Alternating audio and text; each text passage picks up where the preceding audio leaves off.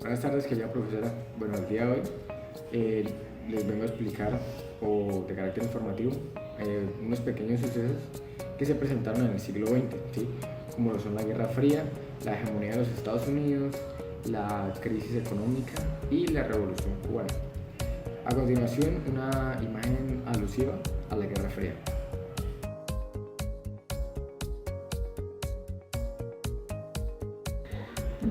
La Guerra Fría fue un pequeño enfrentamiento entre la Unión Soviética y las potencias occidentales, entre Estados Unidos, Reino Unido y Francia, en la cual se había iniciado en 1917 con el triunfo de la Revolución Bolchevique.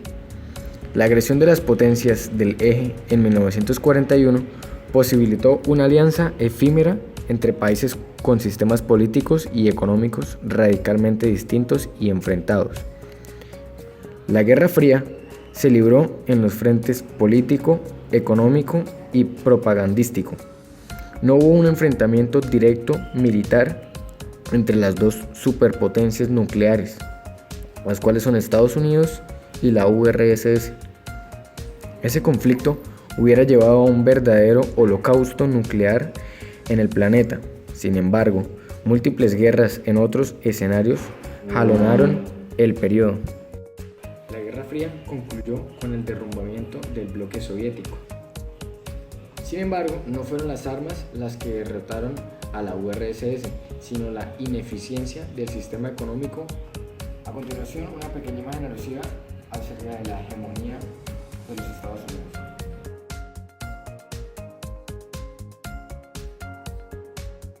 Estados Unidos comenzó su etapa de hegemonía a partir de la caída del muro y del colapso de la Unión Soviética.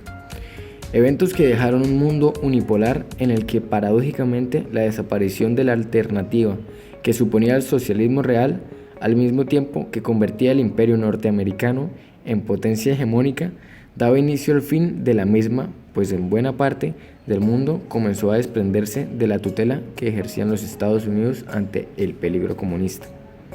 Hoy en día, con el impacto de la crisis estructural del capitalismo en pleno centro del norte capitalista y con el surgimiento de nuevos actores del tablero geopolítico, podemos afirmar que la nueva tríada del poder mundial está conformada por los Estados Unidos, China y Rusia, en dos bloques que, sin ser monolíticos, sí se muestran antagónicos en la mayor parte de los casos.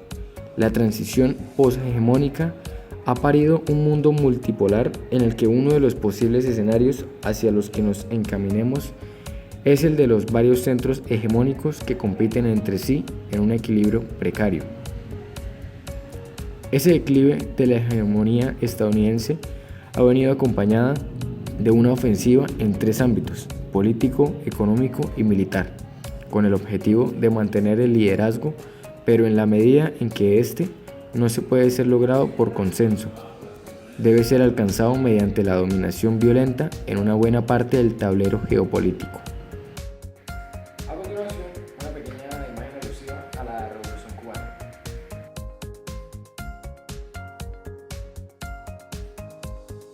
La Revolución Cubana. ¿Cuáles fueron las causas del levantamiento con el que Fidel Castro cambió Cuba en 1959?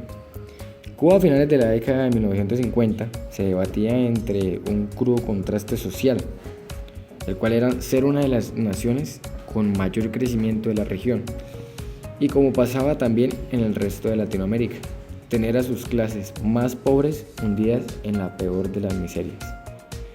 Pero todo estaba a punto de cambiar a partir del primer día de 1959, en el cual un grupo de jóvenes de clase media, encabezados por Fidel Castro, tomó desde entonces las riendas de Cuba y por 60 años han convertido a la mayor isla del Caribe en un referente de críticas o elogios por todo el mundo. Al correr de los años, previos a la revolución, innumerables causas aturdían a los pobladores cubanos: reglas impuestas, tierra cedida para la conservación de la independencia y un pueblo con ansias de liberación, que de no reaccionar terminaría siendo una colonia del neocolonizador Estados Unidos. Tras desatar la revolución, liderada por Fidel Castro y sus seguidores principales Ernesto Che Guevara, su mano derecha Camilo Cienfuegos y el de mayor importancia, el pueblo.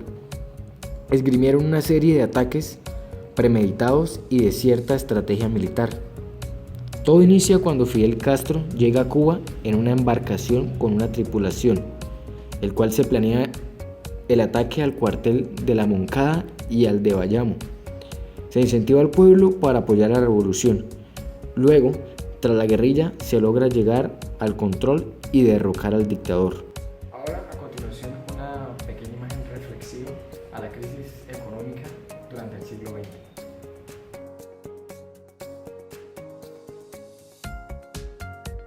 ¿Cómo se produjo la crisis? Esta se inició gracias a un producto de la especulación. Los precios de los terrenos de la Florida se multiplicaron por 10 e incluso por 20 en algunos condados.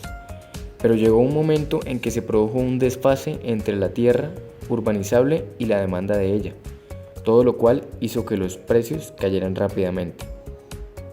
Aproximadamente hacia 1929, la composición de las riquezas nacionales se modificó, puesto que los beneficios de los trabajadores se redujeron en favor de un aumento de los capitales. Asimismo, el progreso tecnológico conducía a una sobrecapitalización relativa de las empresas. La demanda interior se contraía y las exportaciones disminuían. Es decir, poco a poco se estaban como reuniendo las condiciones objetivas de una crisis. Una pregunta que todos nos hacemos es ¿cómo se propagó la crisis al mundo?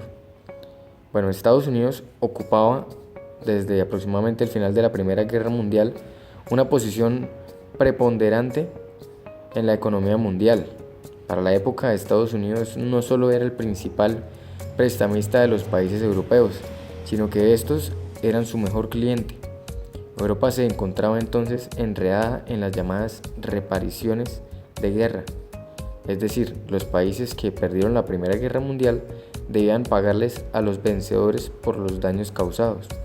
Así, Alemania, país perdedor, por ejemplo, para financiar sus deudas, recurría a los mercados de capitales de Estados Unidos y los recursos obtenidos les pagaba a Francia e Inglaterra, países que a su vez con esos fondos atendían sus deudas con Estados Unidos contraídas durante la guerra.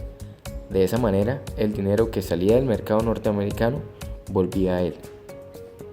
Bueno, un dato de la crisis económica que se dio durante el siglo XX es que la situación se agravó porque los países, en vez de llegar a un acuerdo para coordinar sus políticas macroeconómicas y abrir sus mercados, hicieron todo lo contrario, puesto que levantaron por doquier barreras proteccionistas que venían a agravar más allá la crisis mundial.